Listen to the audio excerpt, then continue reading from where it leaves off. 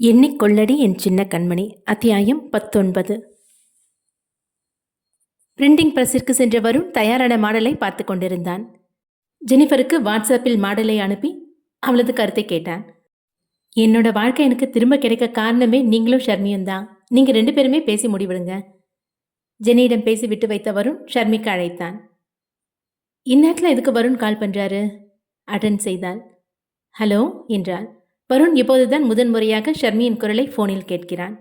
போனில் அவளின் குரலை முதல் முறையாக கேட்க அது பவித்ராவின் குரல் போலவே இருந்தது. இதுநாள் வரை நேரில் சந்திக்கும் போது அவளின் முகம் கண்முன்னே தோன்றியதால் குரலில் கவனம் பதியவில்லை. இன்று அவளின் குரல் மட்டுமே கேட்பதால் அது பவித்ராவின் குரல் என உள்ளுக்குள் உறுத்தியது. ஹலோ வருண், லைன்ல இருக்கீங்களா? இருக்கேன். யார் பேசுறது? இதென்ன கேள்வி? நீங்க யார் கூப்பிட்டீங்களோ அவளே தான் பேசுறேன். பவி, அவளை அழைத்தான் அவன். அவளின் பெயரை உச்சரித்ததும் தடுமாறினாள். என்னாச்சு வருண், உங்களுக்கு பவித்ரா ஞாபகம் வந்துருச்சா என்றாள். இல்ல, நான் எனக்கு அவன் பேசாமல் இழுக்க, என்ன விஷயமா கூப்பிட்டீங்க என்றாள். அது பிரதாப் ஜெனியோட பத்திரிகை மாடல் ரெடி ஆயிடுச்சு. அதில் ஒரு டவுட்டு. என்ன டவுட்? முதல் பக்கத்தில் விநாயகர் ஃபோட்டோ போடவா இல்லை ராதாகிருஷ்ணா ஃபோட்டோ போடவான்னு பிரிண்டிங் ஆஃபீஸில் கேட்குறாங்க. இது நீங்கள் ஜெனிக்கிட்டே கேட்டிருக்கலாமே. ஜெனி தான் உங்ககிட்ட கேட்க சொன்னா. ஓ, வீடு கிரகப்பிரவேசம் மாதிரி விசேஷங்களுக்கு விநாயகரை முதலாக காட்டலாம். கல்யாண பத்திரிகையில் ராதாகிருஷ்ணரை காட்டினா நல்லாயிருக்கும். வருண் எந்த பதிலும் கூறவில்லை. ஹலோ வருண், கேட்குதா? கேட்குது. சரி, நான் வச்சிருவா என்றாள். அவள் அழைப்பை துண்டித்தும் விட்டாள். இவனுக்கு தான் உள்ளம் குழப்பமானது. என்ன இவளோட குரல் பவித்ராவோட குரல் மாதிரியே இருக்கு. பிறகு பிரிண்டிங் ஆஃபீஸில் பேசிவிட்டு வருண் புறப்பட்டான். இங்கு சரவணன் பிரதாப் மற்றும் ராஜேஷிடம் பேசிக் கொண்டிருந்தான். நான் கேட்குற கேள்விக்கு உண்மையை சொல்லுங்க என்ன சரவணன் ஆரம்பித்தான். இந்த நகைகளை எந்த ஊருக்கு எக்ஸ்போர்ட் பண்ணுறான் உங்கள் பாஸு? நீங்கள் நினைக்கிற மாதிரி அவ்வளோ ஈஸியாலாம் அங்கே நெருங்கிட முடியாது என்றான் பிரதாப். இந்தியாவில் எந்த மூலையில் பிஸ்னஸ் பண்ணாலும் அவனை தேடி போய் பிடிப்பேன். நீங்கள் நினைக்கிற மாதிரி பிஸ்னஸ் நடக்கிறது இந்தியாவில் இல்லை, இட்டாலியில். இட்டாலியா? ஆமாம், அங்கே தான் பிஸ்னஸ் எல்லாம் ரன் ஆகுது. உன் பாஸ் அடிக்கடி ஃபாரின் போவானா? போவார், ஆனால் இட்டாலி போக மாட்டார். என்ன பிரதாப் சொல்கிற? ஆமாம் மிஸ்டர் சரவணன், இந்த தொழிலோட மெயின் இடம் எதுன்னு எங்களுக்கே தெரியாது. இப்போ நகைகள் இட்டாலிக்கு எக்ஸ்போர்ட் பண்ணுற வேலை எல்லாம் கூட 1 வருஷத்துக்கு தான். அடுத்த வருஷம் இடத்த மாற்றிடுவாங்க. ரொம்ப பெரிய கேங்காக இருப்பீங்க போல. ரொம்ப பெரிய நெட்வொர்க் தான். என்ன விஷயம்னா, எங்களோட பாஸை இந்த பிஸ்னஸ்லேருந்து விலக்கினாலும் இந்தியாவில் இந்த வேலையை செய்ய அடுத்த ஆளை உடனே கொண்டு வந்துடுவாங்க. மெயின் ஆளை பற்றி உங்களுக்கு எதுவும் தெரியாதா? இந்த பிஸ்னஸில் மெயின் ஆள் யாருன்னு எங்களுக்கும் தெரியாது. ஆமாம், சுமாராக மாதத்துக்கு எத்தனை பற்களை ஏற்றுமதி பண்ணுவீங்க? சரவணன் கேட்டான். மேக்சிமம் மாதத்துக்கு 15 பேரோட பற்களை எக்ஸ்போர்ட் பண்ணுவோம். அதுவும் பெண்களோட பற்கள் மட்டும்தான். அது என்ன பெண்களோட பற்கள் மட்டும்? சரவணன் புருவம் உயர்த்தி கேட்டான். இந்த பற்களால் ஆன நகைகளை அணியறது அரச குடும்பத்து ஆட்கள். என்ன பிரதாப், கதை விடுறீங்களா? எந்த நாட்டில் அரசு பாரம்பரியம் கடைபிடிக்கிறாங்க? இப்பெல்லாம் அரசியல் ஆட்சி வந்துருச்சு. ஏதோ 1-2 நாடுகளில் மட்டும்தான் அரச குடும்ப ஆட்சிகள் இருக்கு. 1-2 நாடுகள் இல்லை, மொத்தம் 47 நாடுகள் இருக்கு என பிரதாப் கூற சரவணனுக்கு அதிர்ச்சியாக இருந்தது. ஐக்கிய நாடுகள் சபைன்னு ஒரு அமைப்பு இருக்கிறது நம்ம எல்லாருக்கும் தெரியும். அந்த அமைப்போட முக்கிய நோக்கமே எல்லா நாடுகள்லையும் அமைதி பாதுகாப்பை கொண்டு வந்து மக்கள் நிம்மதியாக வாழணுங்கிறது தான். ஆனால் இந்த ஐநா சபையில் இணையாமல் தன்னாட்சி செய்கிற நாடுகள் நிறைய இருக்கு. மொத்தம் 47 நாடுகள் இந்த பிஸ்னஸில் இணைஞ்சிருக்கு. பிரதாப் கூறி முடித்ததும் சரவணன் நெற்றியை பிடித்தான். 47 நாடுகளா? இந்த நகை மேலே அப்படி என்ன ஆர்வம் உங்களுக்கு? மூடத்தனம். பிரதாப் தன் தலையை நிமிர்த்தி நின்றிருந்தான். நம்ம நாட்டில் கூட கடவுள் விஷயத்தில் ஒரு சில அளவுக்கு அதிகமான நம்பிக்கையெல்லாம் கடைப்பிடிப்பாங்க. ஆனால் மற்ற நாட்டை சேர்ந்த இந்த அரச குடும்பத்து ஆட்கள்லாம் நம்ம நினச்சி கூட பார்க்க முடியாத அளவுக்கு மூட நம்பிக்கையில் ஊறி போய் இன்னமும் அப்படி தான் வாழறாங்க. இந்த பற்கள்லேருந்து நெக்லஸ், வளையல், மோதிரம்னு நிறைய நகைகள் தயாரிக்கிறாங்க. எல்லாம் போட்டுக்கிறது அரச குடும்பத்து பெண்களும் ஆண்களும் தான். கட்டுப்பாடான கலாச்சாரங்களை பின்பற்றி வாழற பெண்கள் உடம்புல நல்ல ஆற்றல் சக்தி இருக்கிறதா நம்புறாங்க. பெண்களோட உடல் உறுப்புலேருந்து தயாரிக்கிற நகைகளை உடுத்தி தங்களுக்கு பக்கத்துலேயே வச்சுக்கிட்டா நீண்ட ஆயுளும் நல்ல வசதியாகவும் வாழ முடியும்னு நம்புறாங்க. பிரதாப், நீ சொல்கிறத கேட்டால் நிறைய நாடுகளில் இந்த பிஸ்னஸ் நடக்குது போல. ஆமாம், நிறைய நாடுகளில் நடக்குது. அந்த நாட்டில் இருக்க பெண்கள் உடல்ல இருந்தும் இதே மாதிரி பற்கள்லாம் எடுக்கிறாங்க. இந்தியாவில் தடுத்தாலும் மற்ற நாடுகளில் நடக்கிறத எப்படி தடுக்க முடியும்? பிரதாப்பின் கேள்விக்கு சரவணனிடம் பதில் இல்லை. நான் யோசிக்கிறேன், வேற ஏதாவது வழி இருக்கான்னு பார்ப்போம். நீங்கள் மனசு மாறிட மாட்டீங்கல்ல? இல்லைங்க, மனசுன்னு ஒன்று இருக்கிறதுனால தான் எல்லாத்தையும் உங்ககிட்ட சொல்லிட்டு இருக்கேன் என்றான் பிரதாப். எங்க பக்கத்துல இருக்கும்போது பவித்ராவோட பாதுகாப்புக்கு நாங்க பொறுப்பு. ஆனா அவ வீட்டுக்கு போன பிறகு யார் பார்த்துப்பா? எங்களால அவளோட வீட்டுக்கு போய் பாதுகாப்பு கொடுக்க முடியாதே. நான் ஒருத்தன் எதுக்கு இருக்கேன்? அவளை பார்த்துப்பேன். பவித்ரா மேல இவ்ளோ அக்கறை வர காரணம் என்ன? என சரவணன் கேட்க, அது வருண் பவித்ராவை நேசிக்கிறான். எங்க மேல இருக்க அபிப்பிராயத்துல வருணோட காதலுக்கு தடையா வந்துடாதீங்க. மெல்ல சிரித்தான் சரவணன். நான் ஏன் அவங்க காதலுக்கு தடையா வரப்போறேன்? வருண் பவித்ராவுக்கு கணவனா வரணுங்கிறது தான் என் மாமாவோட ஆசையும் கூட. கண்டிப்பா அவங்க ஒன்று சேரணும். அவர்களுக்குள் சில சந்தேகங்கள் பேசி முடித்து அங்கிருந்து கிளம்பினர். ராஜேஷ் காரை ஓட்ட பிரதாப் அமர்ந்திருந்தான். பிரதாப்பின் மொபைல் ரிங் ஆனது. பாஸ் தான் கூப்பிடுறாரு. அட்டன் செய்து ஸ்பீக்கரில் போட்டான் பிரதாப். என்ன பிரதாப், டிஸ்கஷன்லாம் முடிஞ்சதா? அவன் ஒரு ஆளுன்னு அவன்கிட்ட போய் பிஸ்னஸை பற்றி சொல்லிட்டு வர? அவனால் அதிகபட்சம் என்ன பண்ண முடியும்? அவனோட டிபார்ட்மெண்ட்டில் யார்கிட்ட போய் நின்னாலும் கடைசியாக அந்த ஃபைல் என் கைக்கு தான் வரும். இவ்வளவு ஏன், நான் அனுமதிச்சாதான் அவன் இப்போ வீட்டுக்கே போய் சேர முடியும். பாஸ் பாஸ், சரவணன் எதுவும் பண்ணிடாதீங்க ப்ளீஸ். ஃபோன் கால் கட்டானது. ராஜேஷ், காரை திருப்பு, சரவணனுக்கு ஏதோ ஆபத்து. அங்கு டிராஃபிக் இல்லாததால் மின்னல் வேகத்தில் காரை திருப்பினான் ராஜேஷ். சரவணன் சென்ற திசையில் கார் சென்றது. சிறிது தூரத்திலேயே சரவணனின் பைக் ரோட்டோரம் விழுந்திருந்தது. பைக்கிலிருந்து சில அடி தூரத்தில் சரவணனும் மயங்கி விழுந்திருந்தான். சரவணன், சரவணன் எந்திரிங்க. ராஜேஷ், காரில் வாட்டர் பாட்டில் இருக்க, எடுத்துட்டு வா. அவனின் முகத்தில் தண்ணீரை தெளித்தனர். நெற்றியின் ஓரத்தில் சிறிது காயமாகி இருத்துளி ரத்தம் வழிந்திருந்தது. கண் திறந்த சரவணன் பதறி எழுந்தான். நீங்க எப்படி இங்க திடீர்னு வந்தீங்க என சரவணன் பிரதாப்பிடம் கேட்டான். கார்ல போகும்போது பாஸ் எங்களுக்கு ஃபோன் பண்ணி பேசினார். அவர் அனுமதிச்சாதான் நீங்க வீட்டுக்கு போக முடியும்னு என்கிட்டயே சொல்றாரு. ஏதோ தப்பா படுச்சு, அதான் திரும்பி வந்து பார்த்தேன். என்னாச்சு சரவணன், நீங்க எப்படி கீழே விழுந்தீங்க? உங்க பாஸ் எனக்கு சவால் விடுறானா? என்னால என்ன பண்ண முடியும்னு கேட்குறான்ல. அவன் நினைச்சிருந்தா இப்பவே என்னை கொண்டு இருக்கலாம். என்னை உயிரோட விட்டு முடிஞ்சதை செஞ்சு காட்டுன்னு சொல்றான். உண்மையிலேயே நாங்க இதுக்கு முன்னாடி பார்த்த பாஸுக்கும் இப்ப பார்க்குற பாஸுக்கும் நிறைய வித்தியாசம் தெரியுது என பிரதாப் கூறினான். முதல்ல நீங்க 3 பேரும் அவன் மேல இறக்கம் காட்டுறதை நிறுத்துங்க. உங்க 3 பேரையும் கொல்ல கூட அவன் தயங்க மாட்டான். சரி, இப்ப இங்கிருந்து போங்க. சரவணன் ராஜேஷையும் பிரதாப்பையும் அங்கிருந்து அனுப்பிவிட்டு வீட்டிற்கு கிளம்பினார். பத்திரிகை ஆபீஸிலிருந்து கிளம்பிய வரும் நேராக வீட்டிற்கு செல்லாமல் அமைதியான ஒரு இடத்தில் அமர்ந்து யோசனையில் இருந்தான். ஏன் ஷர்மியோட குரல் கேட்கறதுக்கு பவித்ராவோட குரல் மாதிரியே இருக்கு? ஒருவேளை பவித்ரா ஞாபகமாகவே இருக்கிறதுனால அவளோட குரல் நமக்கு அப்படி கேட்குதோ? அப்படி பார்த்தா 1-2 வார்த்தை பவித்ராவோட குரலாக கேட்டால் பரவாயில்ல. ஷர்மி பேசின அத்தனை வார்த்தைகளுமே பவித்ராவோட குரலாகவே தானே கேட்டுச்சு. ஒரே குழப்பமாக இருக்கே. அந்நேரம் வருணின் மொபைலுக்கு அழைப்பு ஒன்று வந்தது. பவித்ராவின் டிபார்ட்மெண்ட் ஸ்டோரில் வேலை செய்யும் கடை பையன்தான் அழைத்திருந்தான். பவித்ராவிற்கு பிறகு அவன்தான் கடையின் முழு பொறுப்பையும் ஏற்றிருந்தான். வருமானத்தை மாதா மாதம் பவித்ராவின் தாயிடம் ஒப்படைத்து விடுவான். ஹலோ, சொல்லுடா. வருணண்ணா, உங்கள் நம்பருக்கு என்ன ஆச்சு? நேற்று காலையிலேருந்து நான் கூப்பிட்டுட்டே இருக்கேன், ரீச் ஆகவே மாட்டேங்குது. நேற்று நான் ஊட்டி போயிருந்தேன், இன்னைக்கு காலையில் தான் வந்தேன். அங்கே நெட்வொர்க் ப்ராப்ளம். நீ என்ன விஷயமா கூப்பிட்ட? அண்ணா, மாதம் மாதம் டிபார்ட்மெண்ட் ஸ்டோருக்கு பக்கத்து தெருவில் இருக்க ஆசிரமத்துக்கு டொனேஷன் அனுப்புகிறோம்ல. ஆமாண்டா, இந்த மாதம் டொனேஷன் கூட நான் ஊட்டிக்கு போகிறதுக்கு முன்னாடியே உனக்கு அனுப்பிட்டேனே. அதெல்லாம் நீங்கள் கரெக்டாக அனுப்பிட்டீங்கண்ணா. இந்த முறை நான் அந்த பக்கம் வேலையாக போனதுனால நேரில் போய் பணத்தில் கட்டினேன். அப்போ அந்த ஆசிரமத்து மேனேஜரு ஒரே பேரில் மாதம் மாதம் கரெக்டாக 2 பேர் பணம் அனுப்புறீங்களேன்னு கேட்குறாரு. அந்த கடைப்பையன் கூறுவது வருணிற்கு புரியவில்லை. என்னடா சொல்கிற, புரியல. அண்ணா, மாதம் மாதம் பவித்ரா அக்கா பேரில் 25,000 நான் டொனேஷன் அங்கே அனுப்புகிறேன். என்கிட்ட அந்த ஆசிரம மேனேஜரு அதே பேரில் மாதம் மாதம் இன்னொருத்தவங்களும் டொனேஷன் அனுப்புறதா சொன்னாரே. பவித்ராங்கிற பேரில் வேறு யாரும் ஊரில் இருக்க மாட்டாங்களாடா என்றான் வருண். பவித்ராங்கிற பேரில் ஊருக்குள்ளே வேறு யாராவது கூட இருப்பாங்க தான். ஆனால் அப்பாவோட பேர் கூட ஒரே மாதிரியாக இருக்குமா என்ன? அவன் கேட்ட விதம் வருணிற்கு அதிர்ச்சியாக இருந்தது. பவித்ராவின் முழு பெயர் பவித்ரா ரவீந்திரன். அவர்களின் ஏரியாவில் ரவீந்திரனை எப்பொழுதும் மிலிட்ரியார் என்று அழைத்து அதுவே பழக்கமானது. என்னடா சொல்ற? ஆமாண்ணா, பவித்ரா அக்காவோட முழு பேர் பவித்ரா ரவீந்திரன். அதே பேரில் அமெரிக்காவிலேருந்து மாதம் மாதம் டொனேஷன் வருது. அந்த டொனேஷன் வர இடத்தோட அட்ரஸ் தெரிஞ்சுதா? மேனேஜர்கிட்ட கேட்டேன், தரமாட்டேன்னு சொல்லிட்டாங்க. நம்ம ஆள் ஒருத்தன் அங்கே தான் வேலை செய்கிறான், அவன்கிட்ட கேட்டிருக்கேன். ஒரு நாளைக்குள்ளே தரேன்னு சொல்லியிருக்கான். கண்டிப்பாக நாளைக்கு கிடச்சிரும். சரி, அட்ரஸ் கைக்கு வந்ததும் உடனே எனக்கு அனுப்பு. அண்ணா, அதே பேரில் வேறு யார் டொனேஷன் அனுப்புவா? எனக்கும் தெரியலடா. அந்த ஆசிரமத்துக்கு பவித்ரா டொனேஷன் அனுப்பின விஷயம் நீ சொல்லி தான் எனக்கே தெரியும். அதனால தான் பவித்ரா பேரில் நானும் டொனேஷன் அனுப்புகிறேன். பவித்ராக்காக வேறு யார் இதை அனுப்புகிறாங்கன்னு தெரியலையே. சரிங்கண்ணா, எதுவாக இருந்தாலும் ஒரு நாளில் தெரிஞ்சிடும். நாளைக்கு ஈவினிங்குள்ளே கண்டிப்பாக அந்த அட்ரஸ் உங்கள் கைக்கு வந்துடும். வருண் பவித்ராவின் பேரில் நல்லது செய்யும் அந்த ஆள் யார் என தெரிந்து கொள்ள ஆர்வமானான்.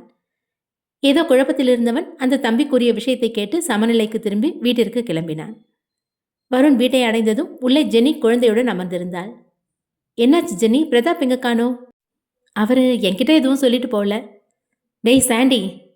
வருணுக்கு பயந்துதான் சாண்டி அறையிலேயே அடைந்து கிடந்தான். அச்சச்சோ, கூப்பிடுறானே, இவங்க வேற இன்னும் வந்து சேரல, எப்படி சமாளிப்பது என தனக்குள்ளே பேசி ட்ரைனிங் எடுத்துக்கொண்டே சென்றான். பிரதாப்பும் ராஜேஷும் எங்க போனாங்க? பிரதாப் கை ரொம்ப வலிக்குதுன்னு சொன்னா, அதனால டாக்டரை பார்க்க ராஜேஷ் கூட்டிட்டு போயிருக்கான். நான் தான் இன்விடேஷன் பார்க்க போறேன்னு கூப்பிட்டேன்ல, அப்பவே வந்திருந்தா நானே கூட்டிட்டு போயிருப்பேன்ல. நீ போன பிறகுதான் அவனுக்கு கைவலி வந்துச்சு. பதில ரெடியா வாய்க்குள்ள வச்சிருக்கியே என சந்தேகமாக பார்த்தான் சாண்டியை. பதில எதுக்கு வாய்க்குள்ள ரெடியா வச்சிருக்க போறேன், என்ன உண்மையோ அதுதான் சொல்றேன். பேசிக் கொண்டிருக்கும் போதே ராஜேஷும் பிரதாப்பும் வீட்டிற்கு வந்து சேர்ந்தனர். அவர்கள் உள்ளே வரும்பொழுது கையில் மருந்து சீட்டு மற்றும் மருந்து பாக்கெட்டுகளையும் கொண்டு வந்தனர். சொன்ன பொய்யை உண்மையாக்க வேண்டுமே, இல்லை என்றால் கேள்வி கேட்பார்கள் என மருத்துவமனைக்கும் சென்று வந்திருந்தனர். என்னடா இப்ப கைவலி எப்படி இருக்கு? பரவாயில்லடா, கொஞ்சம் பெட்டரா இருக்கு. அருகில் இருந்த பிரதாப்பின் தாயிடம் நல்ல விஷயத்தை கூறினான் வருண். மா, கல்யாண பத்திரிகை மாடல் ரெடி ஆயிடுச்சு, இன்னும் ஒரு நாளில் மொத்த பிரிண்ட கைக்கு வந்துடும். அப்புறம் பத்திரிகை கொடுக்குற வேலையை ஆரம்பிக்க வேண்டியதுதான். குலதெய்வ கோயிலுக்கு போகணும்னு சொன்னேன் இல்லப்பா, பத்திரிகை வேற ஒரு நாளில் வந்துடும் சொல்றீங்க. வந்ததும் முதல் பத்திரிகை சாமி கொண்டு போய் வச்சிடலாம், அடுத்த நாள்லேருந்து மற்ற சொந்தக்காரங்களுக்கும் நண்பர்களுக்கும் கொண்டு போகலாம் என பிரதாப்பின் தாய் கூறினார். ஜெனி பிரதாப்பை பார்க்க அவன் முகத்தில் ஒரு துளி சந்தோஷம் கூட இல்லை. தனக்குள் இருக்கும் சந்தோஷம் கூட இவன் முகத்தை பார்த்தால் மறைந்து விடும் போல. அவர்கள் பேசிக் கொண்டிருக்கும் போதே பிரதாப் அங்கு நிற்காமல் மெல்ல நடந்து அறைக்கு வந்து விட்டான். பிரதாப், போதும், இப்படியே மறைச்சிக்கிட்டு இருந்தா நிலைமை கைமீறி போயிடும். ஜெனிக்கிட்ட எல்லா உண்மையும் சொல்லிடு, அதுக்கப்புறம் ஜெனி உன்னை கல்யாணம் பண்ணிக்க விருப்பம் சொன்னா இந்த கல்யாணம் நடக்கட்டும் என ராஜேஷ் கூறினான். அதன் பிறகு வீட்டில் அவரவர் வேலையை கவனித்துக் கொண்டிருக்க ஜெனியை சந்தித்து பேசலாம் என பிரதாப் அறையை விட்டு வெளியே வந்தான்.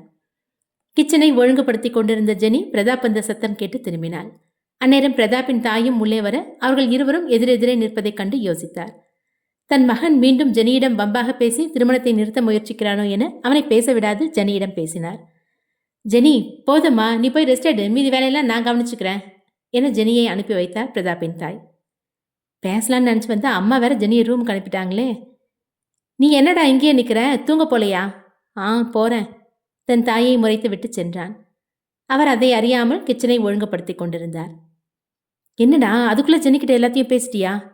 இல்லடா, நான் பேசவே ஆரம்பிக்கல, அதுக்குள்ள அம்மா வந்துட்டாங்க. சரி, ஜெனிக்கிட்ட தனியாக பேசணும்னு சொல்லி கூட்டிகிட்டு வர வேண்டியது தானே என்ன சாண்டி கூற. அம்மா அதுக்குள்ளே ஜெனியை ரூமுக்கு போய் தூங்க சொல்லிட்டாங்க, அவள் ரூமுக்குள்ளே போயிட்டா. அப்போ சௌகரியமாக போச்சு, ரூமுக்குள்ளே போய் பேச வேண்டியது தானே. பிரதாப் சாண்டியை லுக்கு விட்டான். பரவாயில்ல, நாளை காலையில் பேசிக்கிறேன். நண்பர்கள் நால்வரும் ஒரே அறையில் நீண்ட படுக்கையில் ஒன்றாகத்தான் உறங்கினர். சாண்டியும் ராஜேஷும் உறங்கிவிட வருணும் பிரதாப்பும் உறக்கம் வராமல் முழித்து கொண்டிருந்தனர். போனில் பேசும்போது கேட்ட பவித்ராவின் குரல் காதில் கேட்டுக்கொண்டே இருந்தது வருணுக்கு. பவித்ராவோட பேர்ல யார் டொனேஷன் அனுப்புறா, அதுவும் ஃபாரின்ல இருந்து? கடவுளே, மண்டையை பிச்சுக்குது, நாளைக்கு வரைக்கும் காத்திருக்கணுமா? இவன் ஒரு பக்கம் புலம்பிக் கொண்டிருக்க பிரதாப் அவனின் எண்ண ஓட்டத்தில் உறங்காமல் விழித்திருந்தான். ஜெனியிடம் தான் செய்த தொழிலில் ஏற்பட்ட தவறை பற்றி எப்படி எடுத்துரைப்பது? கூறினாலும் தன்னை மன்னித்து ஏற்றுக்கொள்ளுவாளா இல்லை வெறுத்து ஒதுக்குவாளா என குழப்பமாக இருந்தது. மறுநாள் பொழுதும் விடிந்தது. ஷர்மி அவளின் சித்தியுடன் அமர்ந்து சிற்றுண்டி உண்டு கொண்டிருந்தாள். உள்ள வரலாமா? யார் என்று சித்தி எட்டி பார்க்க அங்கு பிரதாப்பின் தாயும் ஜெனிஃபரும் நின்றிருந்தனர்.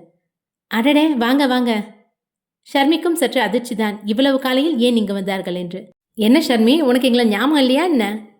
ஷர்மி எதுவும் பேசாமல் அமைதியாக நின்றிருந்ததால் அப்படி கேட்டார்.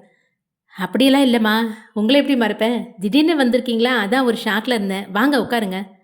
ஜெனியின் குழந்தையை தன் அருகில் வைத்து கொண்டாள் ஷர்மி.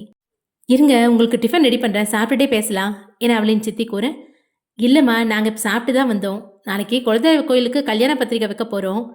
ஜெனிஃபர் சொன்ன இந்த கல்யாணம் மறுபடியும் நடக்க காரணமே வருணும் ஷர்மியும் தான்னு. ஷர்மியும் நீங்களும் எங்கள் கூட கோயிலுக்கு வந்தால் சந்தோஷமாக இருக்கும். ஷர்மியின் சித்தி யோசித்தார். என்னாச்சுமா, என்ன யோசிக்கிறீங்க? நாளைக்கு வேற ஏதாவது முக்கியமான வேலை இருக்கா என்ன? அப்படி இல்லைங்கம்மா, நல்ல காரியமாக போகிறீங்க, நான் எதுக்கு கூட வந்துக்கிட்டு? ஷர்மி வருவா, நீங்கள் அவளை கூட்டிகிட்டு போங்களேன். அவளின் சித்தி பேசியது கேட்டு ஜெனிஃபர் பதில் அளித்தாள். என்னம்மா, நீங்கள் இந்த காலத்தில் போய் இப்படியெல்லாம் யோசிக்கிறீங்க? எனக்கு அம்மா அப்பா கிடையாது, அம்மா ஸ்தானத்தில் நீங்கள் தான் கல்யாணத்தில் நிற்கணும் என்றாள். நான் எப்படிமா நிற்க முடியும்? ஏன் அப்படி சொல்கிறீங்க? கணவனை இழந்த பெண் துரதிருஷ்டசாலிகளா என்ன?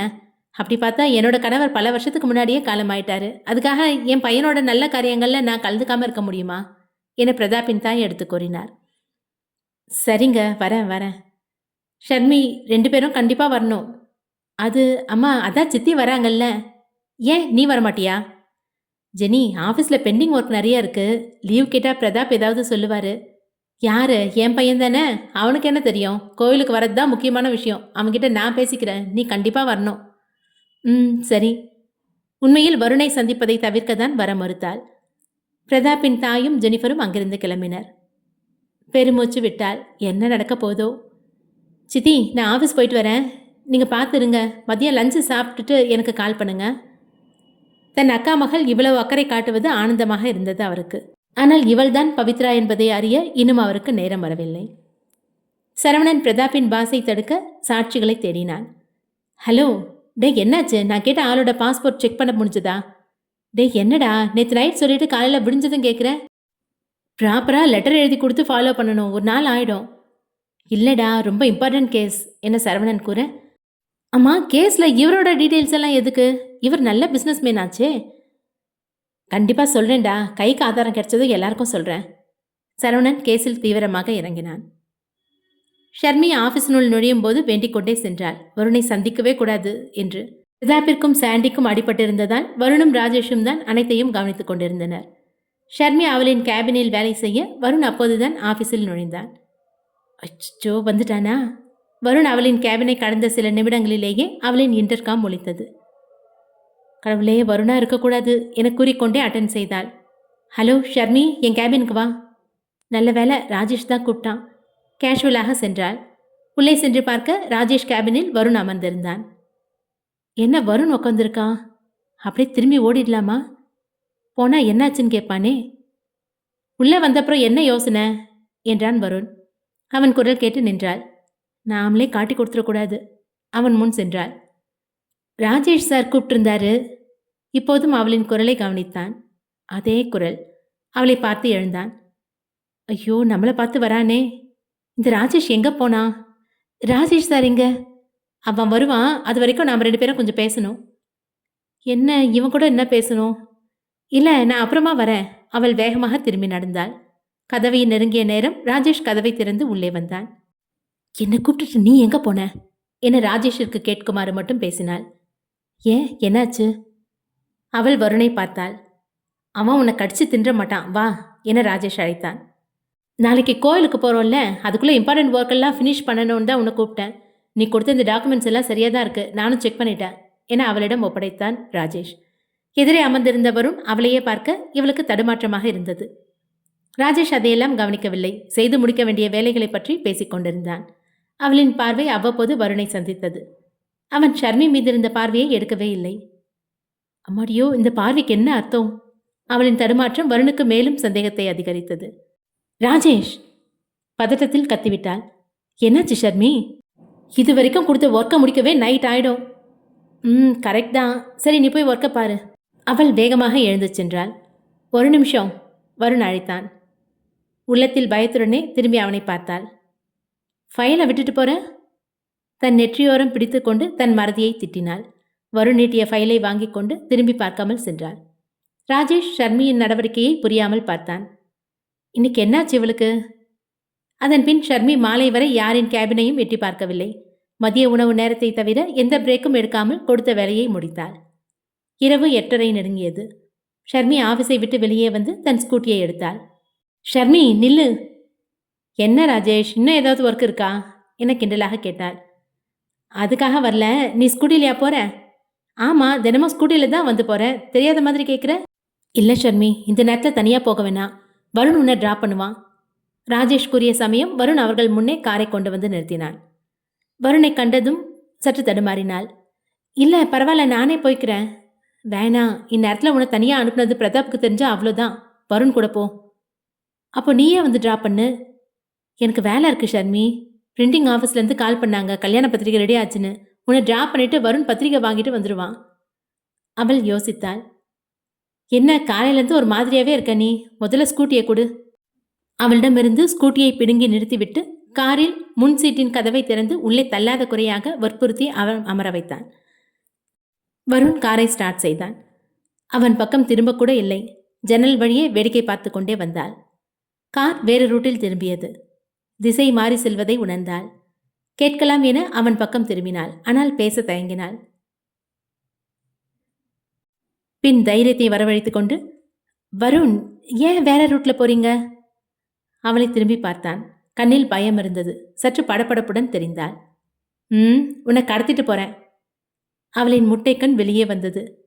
என்ன என்ன எதுக்கு கடத்தணும்? எல்லாம் காரணமாக தான்.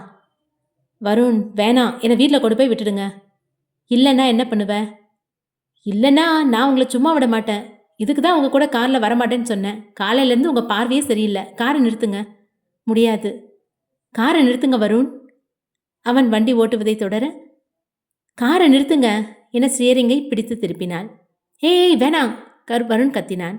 வருண் பிரேக் போட்டு காரை நிறுத்த பயத்தில் கண்களை மூடிக்கொண்டாள். அவன் சடன் பிரேக் போட அந்நேரம் எதிரே வந்த கார்காரன் அவர்களை திட்டிக் கொண்டே சென்றான். ஏன்பா, உங்களுக்கு ரொமான்ஸ் பண்ணுறதுக்கு வேற இடம் கிடைக்கலையா? நடு ரோட்டில் வந்து விளையாடிட்டு இருக்கீங்க. சாரி சார், கவனிக்கல என வருண் மன்னிப்பு கேட்டான். வருண் காரை ஓரம் கட்டினான். ஏ லூசு, விட்டா உன்னால என் உயிரே போயிருக்கோம் என்றான். லூசா? நீங்க தான் லூசு. சம்மந்தம் இல்லாமல் என்ன எதுக்கு கடத்துறீங்க? ஐயோ, நான் சும்மா சொன்னேன். சும்மாவா? ஆமாம், நீ தான் காலையிலேருந்து என்னை பார்த்து பயந்துட்டே இருந்த. அதான் கொஞ்சம் விளையாடினேன். விளையாடுற நேரமா இது? மணி 8:45 ஆச்சு. சித்தி தேடுவாங்க. இந்நேரத்துக்கு வேற ரூட்ல கூட்டிட்டு வந்து பயமுறுத்துறீங்க. மேடம், தேவையில்லாம இந்த பக்கம் வரல. அங்க பாருங்க. அவன் காட்டிய திசையில் பார்த்தாள். இன்விடேஷன் வாங்க வந்தேன். ஓ, இன்விடேஷனுக்கா? அப்போதுதான் மனம் சாந்தமானது. வரேன் இரு. காரிலிருந்து இறங்கி பத்திரிகை வாங்கி வந்தான். காரின் பின் சீட்டில் அதை வைத்துவிட்டு வண்டியை எடுத்தான்.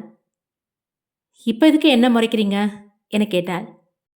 நான் முறைக்கல, சும்மா பார்த்தேன். உன்னை கிண்டல் பண்ண நான் பொய் சொன்னதுனால தானே நீ அப்படி நடந்துக்கிட்ட. சாரி. அவள் அவனையே பார்த்தாள். உண்மையில் உடனே மன்னிப்பு கேட்கும் குணமில்லை அவனுக்கு. பவித்ராவினால் அனைத்தையும் மாற்றிக்கொண்டான். அவளின் வீடும் வந்து சேர்ந்தது. ஷர்மி, வீடு வந்துருச்சு. அவள் இறங்கினாள். தேங்க்யூ. அவள் வீட்டை நோக்கி உள்ளே சென்றாள். அவன் அவ்விடமே இருந்தான். பலமுறை அவன் தங்கை கனிகா கேட்டுக்கொண்டதால் முன்பெல்லாம் இரவில் பவித்ராவை டிராப் செய்ய வந்துள்ளான். தோழிகள் இருவரும் வெளியே ஊர் சுத்த கிளம்பி இவனிடம் மாட்டிக்கொள்வதும் வழக்கம். ஷர்மி அவளின் வீட்டினுள்ளே சென்ற பிறகுதான் வருண் கிளம்பினான். செல்லும்போதே தன் மொபைலிலிருந்து பவித்ராவின் கடை பையனுக்கு அழைத்தான். ஹலோ அண்ணா, டேய், ஈவினிங்குள்ளே அட்ரஸ் கிடைக்கும்னு சொன்னேன். நைட் ஆயிடுச்சு. அந்த ஆசிரமத்தால் வந்தாரா இல்லையா? அண்ணா, நம்ம டிபார்ட்மெண்ட் ஸ்டோரில் அவருக்காக தான் வெயிட் பண்ணிகிட்ருக்கேன். வந்துட்டுருக்காரு. வந்ததும் உடனே உங்களுக்கு அனுப்புகிறேன். டிபார்ட்மெண்ட் ஸ்டோரில் கடைப்பையன் காத்து கொண்டிருந்தான். வெளியே வண்டி சத்தம் கேட்டதும் ஆசிரமத்து ஆள் வந்ததாக எண்ணி எட்டி பார்த்தான். ஆனால் வந்திருந்தது கார். அதிலிருந்து வருண் தான் இறங்கினான். என்னண்ணா, நான் தான் அட்ரஸ் வாங்கிட்டு அனுப்புகிறேன்னு சொன்னேன்ல, அதுக்குள்ளே வந்துட்டீங்க? பரவாயில்ல, நான் இந்த பக்கமாக ஒரு வேலையாக வந்தேன். எங்கே அவர் வந்துட்டாரா? இப்போ தான் கூப்பிட்டு பேசினேன். வந்துட்டு இருக்கிறதா சொன்னார். ஆசிரமத்து ஆளும் வந்து சேர்ந்தார். வழியில் ஒரே டிராஃபிக்கு, அதான் லேட் ஆயிடுச்சு என கையில் இருந்த ஒரு துண்டு சீட்டை நீட்டினார். அதை வருண் வாங்கி கொண்டான். உடனே கடைப்பையன் அந்த ஆசிரமத்து ஆளின் கையில் பணம் கொடுத்தான். அண்ணா, இந்த பணத்தை செலவுக்கு வச்சுக்கோங்க, நீங்கள் போங்க என்றான். வருண் அட்ரஸை படித்துவிட்டு ஷாக்காக நின்றிருந்தான். என்னண்ணா, யாரோட அட்ரஸ்ன்னு தெரியுமா? கடைப்பையன் வாங்கி படிக்க ஏரியா பேரே புதிதாக இருந்தது. கடைசியில் பார்த்தால் நாட்டின் பெயர் அமெரிக்கா என போடப்பட்டிருந்தது. என்னண்ணா, அமெரிக்கான்னு போட்டிருக்கு? அங்கேருந்து யார் பவித்ரா அக்கா பேரில் டொனேஷன் அனுப்புறது? இங்கே பாருங்களேன், அக்கௌண்ட் நம்பர் ஷர்மிளாங்கிற பேரில் இருக்குது. ஷர்மிளான்னா பவித்ரா அக்காவோட பெரியம்மா பொண்ணு தானே? அவங்க இங்கே தானே இருக்காங்க. அப்புறம் யார் அமெரிக்காவிலேருந்து டொனேஷன் அனுப்புறது? அப்போதுதான் அவனுக்கு புரிந்தது. ஒருவேளை இந்த அட்ரஸில் இருக்கும் ஷர்மிளா உண்மையான ஷர்மியாக இருக்கலாம். இப்போ என்ன பண்ணுறதுன்னா, இந்தியாவாக இருந்தால் கூட பரவாயில்ல, அமெரிக்கான்னு போட்டிருக்கு. எந்த நாடாக இருந்தால் என்னடா, போய் பார்த்துட வேண்டியது தான். கூடிய சீக்கிரம் அமெரிக்கா கிளம்ப போகிறேன். நீ என் கூட வரியா? அமெரிக்காவை பார்க்கணுன்னு ஆசையாக தான் இருக்குது. ஆனால் கடையில் வேறு ஆள் இல்லை. அண்ணா, நீங்கள் போயிட்டு வாங்க, நான் கடையை பார்த்துக்கிறேன். சரிடா, நான் இப்போ கிளம்புறேன். இதை பற்றி நீ யார்கிட்டையும் சொல்லாத, சரியா என அவன் எச்சரித்து விட்டு சென்றான். கடை பையனுக்கும் குழப்பமாக தான் இருந்தது. ஷர்மி அக்கா ஏற்கனவே இங்கே தான் இருக்காங்க. அப்போ அமெரிக்காவிலேருந்து யார் டொனேஷன் அனுப்புகிறா? என்னமோ, வருண் அண்ணா போய் பார்த்துட்டு வந்தால் தெரிய போகுது. எல்லா வேலையும் முடித்து கடையை அடைத்து வீட்டிற்கு புறப்பட்டான். செல்லும் வழியில் அன்றைய மாத வருமானத்தை பவித்ராவின் தாயிடம் கொடுப்பதற்காக அவளின் வீட்டிற்கு சென்றான் கடைப்பையன். காலிங் பெல் அடிக்க ஷர்மி வந்து கதவை திறந்தாள். என்னடா, இந்நேரத்தில் வந்திருக்க? ஷர்மியை கண்டதும் கடைப்பையனுக்கு சந்தேகமாக இருந்தது. அமெரிக்காவிலிருந்து டொனேஷன் வருகிறது என்றால் இங்கிருக்கும் ஷர்மி யார் என அவனுக்கு தோன்றியது. டேய், உன்னதான் கேட்குறேன், பதில் சொல்லு. யாருமா இந்நேரத்தில்? ஷர்மியின் சித்தியும் வெளியே வந்தார். அட நீயா, என்னப்பா இந்நேரத்தில் வந்திருக்க? நானும் அதை தான் சித்தி ரொம்ப நேரமாக கேட்குறேன், சொல்ல மாட்டேங்கிறான். இல்லை, இந்த மாதம் கடை வருமானத்தை கொடுக்க வந்தேன் என கையில் இருந்த பணத்தை நீட்டினான். இதில் 45,000 இருக்குது, மீதி பணம் அக்கௌண்ட்டில் இருக்குது. அக்கௌண்ட் டீட்டெயில்ஸு உங்களுக்கு அனுப்பியிருக்கேன் என்றான். மாதம் கடையோட வருமானம் அதிகமாயிட்டே போகுது போல. பரவாயில்லடா, நீ நல்லா தேறிட்ட என ஷர்மி அவனை பாராட்டினாள். இவர் பேசுவதை கேட்க பவித்ராவின் பாராட்டு போலவே இருந்தது. சிறிய தவறுக்கு கூட திட்டுவதும் சிறிய விஷயத்திற்கும் பாராட்டுவதும் பவித்ராவிடம் இருக்கும் ஒரு பழக்கம். அது ஷர்மியிடமும் உள்ளதே என எவனும் சந்தேகித்தான். சரி, நான் போயிட்டு வரேன், புன்னகையுடன் அங்கிருந்து கிளம்பினான். வருண் பவித்ராவின் டிபார்ட்மெண்ட் ஸ்டோரிலிருந்து கிளம்பி வீட்டிற்கு சென்றதும் தன் கம்ப்யூட்டரில் அந்த அட்ரஸை அடித்து ஏரியாவை செக் செய்தான். அதுவும் அமெரிக்கா ஹவாய் மாநிலத்தையே சுட்டிக்காட்டியது. அவனால் ஆர்வத்தை கட்டுப்படுத்த முடியவில்லை. அக்கவுண்டின் பெயர் வேறு ஷர்மிளா என இருந்ததும் இவனுக்கு பொறுமை இல்லை. ஒருவேளை இந்த முகவரியில் இருப்பது உண்மையான ஷர்மியாக இருந்தால் இங்கே இருக்கும் ஷர்மி யார் என்று தெரியலாம். அதை நாம் தெரிந்து கொண்டு இந்தியாவில் இருக்கும் ஷர்மியிடம் சென்று கூறினால் நம் மீது ஒரு நம்பிக்கை எழலாம். நாமளாம் ஒரு கில்லாடி ஆள் தான் அவளுக்கு காட்டுவோம். அப்பதான் பவித்ராவோட மரணத்தை பற்றி அவளுக்கு தெரிஞ்ச விஷயத்தை நம்மக்கிட்ட சொல்லுவா என யோசித்தான். நண்பர்கள் வீட்டில் உணவு உண்ணும் நேரம். இரவில் அனைவரும் ஒன்றாக அமர்ந்து உணவை உண்டனர். நீ ஏமா நிற்கிற, நீயும் வந்து உட்காரு என பிரதாப்பின் தாய் உண்ண அழைத்தார். பரவாயில்ல, எனக்கு இந்த மாதிரி சாப்பாடு பரிமாறுறது பிடிச்சிருக்கு. சில வருஷமாக தனியாகவே இருந்துட்டேன். இந்த மாதிரி ஒன்றா தங்கி இருக்கிறதும் சந்தோஷமாக இருக்குது. அம்மா, கல்யாண பத்திரிகைலாம் வாங்கிட்டு வந்துட்டேன், சாமி ரூமில் வச்சுருக்கேன், பார்த்தீங்களா என வருண் கேட்க, பார்த்துட்டேன்ப்பா. நான் கூட எங்கடா நைட் ஆகிடுச்சு, இன்னும் பத்திரிக்கை வரலையே, நாளைக்கு கோயிலுக்கு வேற போகணுமேன்னு யோசிச்சுட்டு இருந்தேன். நீ சரியாக வாங்கிட்டு வந்துட்ட. அம்மா, அதெல்லாம் வருண் ஒரு விஷயத்த செய்கிறேன்னு ஒத்துக்கிட்டா கண்டிப்பாக முடிச்சிடுவாம்மா, சாண்டி புகழ்ந்தான். அனைவரும் உண்டு கொண்டிருக்க வருண் தன் மன எண்ணத்தை கூற முடிவெடுத்தான்.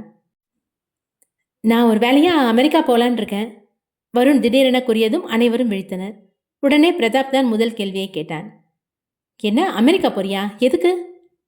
கொஞ்ச நாளைக்கு முன்னாடி நீ தானே சொன்ன உனக்கு மனசு ரிலாக்ஸ் ஆகணுன்னா எங்கேயாவது வெளியே போயிட்டு வான்னு. டேய் வருண், அவன் அதை சொல்லி 6 மாதம் மேலே ஆகுது. உனக்கு நிச்சயதார்த்தம் நின்னப்ப சொன்னது. வருணின் முன் பழைய விஷயங்களை பேச வேண்டாம் என தோன்றியது பிரதாப்பிற்கு. சரி வருண், போயிட்டு வா. நீ தனியாக போவாத, ராஜேஷ் இல்லை சாண்டியை கூட்டிகிட்டு போ. வருண் இதை எதிர்பார்க்கவில்லை. என்னது, நான்லாம் போக மாட்டேன். என் முகத்தில் இருக்க காயம் சரியாகிற வரைக்கும் வெளியே எங்கேயும் போக மாட்டேன், சாண்டி மறுத்தான். சரி, அப்போ ராஜேஷ் நீ போயிட்டு வரியா? டேய், ஆல்ரெடி டாக்டர் உன்னை ரெஸ்ட் எடுக்க சொல்லியிருக்காரு. நீயும் ஆஃபீஸ்க்கு வர முடியாது. நானும் கிளம்பிட்டு ஆஃபீஸை யார் பார்த்துக்கிறது என ராஜேஷ் கேட்டான். வருண் இதையே சாக்காக வைத்து பேசினான். ஆமாம் பிரதாப், ராஜேஷ் ஒருத்தன் தான் இப்போ இருக்கான். ஒன்றும் இல்லை, போயிட்டு அதிகபட்சம் 1 நாள் இல்லை 2 நாளில் திரும்பி வந்துடுவேன் என வருண் கூறினான். என்னடா சொல்கிற, வெறும் 2 நாளில் திரும்பி வந்துடுவியா? அதில் என்ன ரிலாக்ஸேஷன் உனக்கு கிடைக்க போகுது என சாண்டி கேட்டான். உங்களெல்லாம் விட்டுட்டு அதுக்கு மேலே இருக்க முடியாதுடா. சாண்டி வருணை ஒரு மாதிரியாக பார்த்தான். ஏன்டா அப்படி பார்க்குற? சாண்டிக்கு மட்டும் கேட்குமாறு அவனிடம் பேசினான் வருண். இல்லை, நீ இப்போ திடீர்னு அமெரிக்கா போகிறேன்னு சொல்கிறது எங்கேயோ இடிக்குதே. எங்கேயும் இடிக்கல, நீ வாயை வச்சுட்டு கம்முன்னு இரு என அதட்டினான். சாண்டிக்கு புரிந்து விட்டது. ஐயோ, இவன் வேற ஏதோ வேலையா அமெரிக்கா போறேன்னு சொல்றான். இப்போ இந்த விஷயத்தை நான் பிரதாப் கிட்ட சொல்லவா வேணாமா? சாண்டி மனதுக்குள்ளேயே கேள்வி கேட்க, நீ யார்கிட்டயும் ஒன்றும் சொல்ல வேணாம், அமைதியாக சாப்பிடு என வருண் பதில் அளித்தான். என் மைண்ட் வாஸ் உனக்கு எப்படிடா கேட்டுச்சு? இன்னொன்று சொல்லிட்டா, உன் முகத்தில் அடிபட்டிருக்க சமயம் பார்த்து நான் அமெரிக்கா போகிறேன், உன்னால் வர முடியலையேன்னு உனக்கு வருத்தமாக இருக்குது, அதுவும் தானே? ஆமாண்டா என்றான். மறுநாள் காலை 6 மணிக்கு கோவிலுக்கு செல்வதற்கு அனைவரும் தயாராகி கொண்டிருந்தனர். ராஜேஷ், எல்லாரும் தயாராகிடுச்சுல? ஷர்மியும் அவங்க சித்தியும் பிக்கப் பண்ண யார் போயிருக்கா? அவங்கள கூட்டிகிட்டு வர வருண் போயிருக்கான், வந்துடுவான். அவர்கள் பேசி முடிக்கையில் வருணின் கார் வந்து நின்றது. வருணுடன் ஷர்மியும் அவளின் சித்தியும் இறங்கினர். வீட்டின் உள்ளே நின்றபடி வாசலை நோக்கி வந்து கொண்டிருந்த வருணையும் ஷர்மியையும் பார்த்தார் பிரதாப்பின் தாய். ஏன் ராஜேஷ், அங்கே பாரு, வருணையும் ஷர்மியும் ஒன்றா பார்க்கும்போது ஜோடி பொருத்தம் நல்லா இருக்குல்ல? பேசாமல் பிரதாப் கல்யாணம் முடிஞ்ச கையோட ஷர்மியோட அப்பா அம்மா கிட்ட பேசி வருணுக்கும் ஷர்மியை பொண்ணு கேட்கலாமா? ராஜேஷும் அவர்களை பார்த்து கொண்டிருந்தான். கிட்டத்தட்ட புடவையில் முதன்முறையாக ஷர்மியை இப்போதுதான் மற்றவர்களும் பார்க்கின்றனர். நீங்கள் சொல்கிறது உண்மைதாம்மா, 2 பேரும் பார்க்க அவ்வளோ பொருத்தமாக இருக்காங்க. ஷர்மியின் சித்தி வயதில் மூத்தவர் என்பதால் மெல்ல நடந்து வந்து கொண்டிருந்தார்.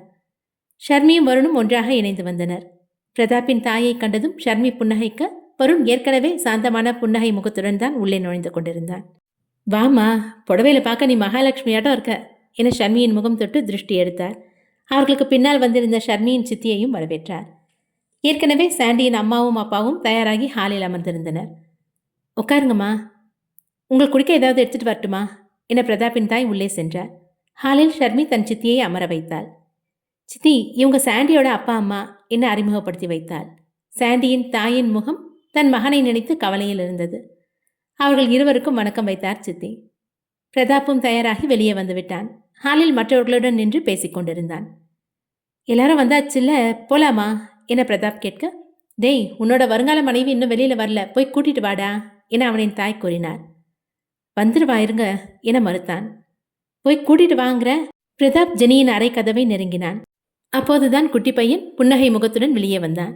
பிரதாப்பை கண்டதும் கைப்பிடித்து அழைத்து எதையோ காட்டுவதற்காக உள்ளே அழைத்துச் சென்றான். அறையினுள் சென்று பார்க்கும்போது ஜெனி தான் கட்டிய புடவையை சரி செய்து கொண்டிருந்தாள். கண்ணாடி பிம்பத்தில் பிரதாப்பை கண்டதும் சற்று அதிர்ச்சியில் திரும்பினாள்.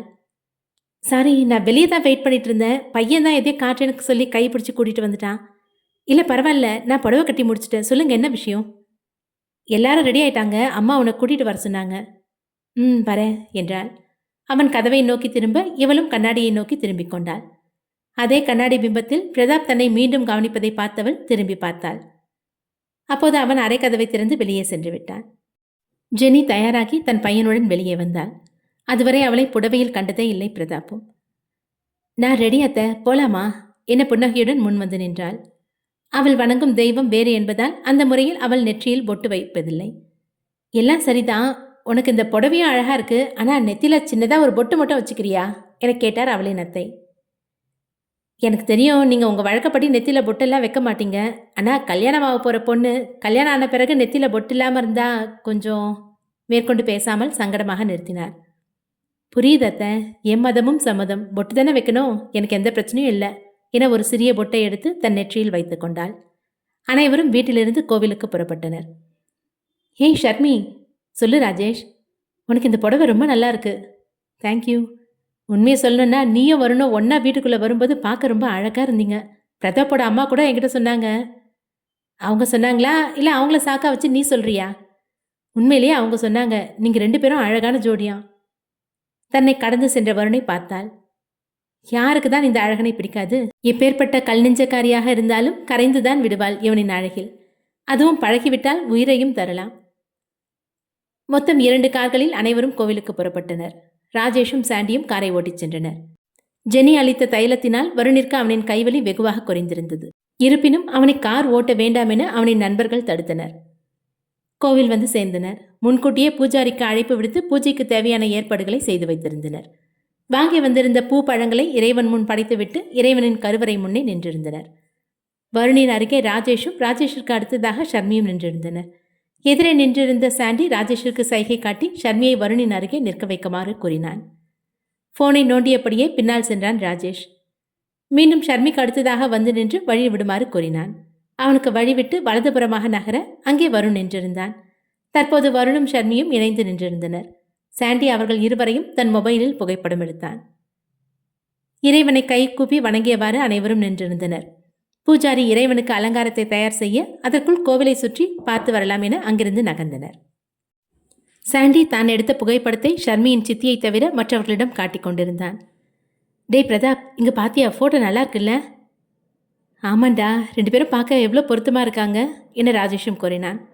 பிரதாப்பும் அந்த புகைப்படத்தை பார்த்து புன்னகைத்தான். அவனின் விருப்பமான வாழ்க்கை கண்டிப்பாக அமைய வேண்டும் என யோசித்தான். எப்படியாவது கடவுளுக்கு பூஜை ஆரம்பிக்கிறதுக்கு முன்னாடி ஜெனிக்கிட்ட எல்லா உண்மையும் சொல்லிடணும் என முடிவெடுத்தான் பிரதாப். ஒருவேளை அதன் பிறகு ஜெனிக்கு திருமணத்தில் விருப்பம் இல்லை என்றால் இத்திருமணம் நின்று போகட்டும் என ஏற்றுக்கொண்டான். அனைவரும் முன்னால் சென்று கொண்டிருக்க பிரதாப் ஜெனியிடம் பேசினான். ஜெனி, ஒரு நிமிஷம். அடுத்த அத்தியாயம் விரைவில். நன்றி.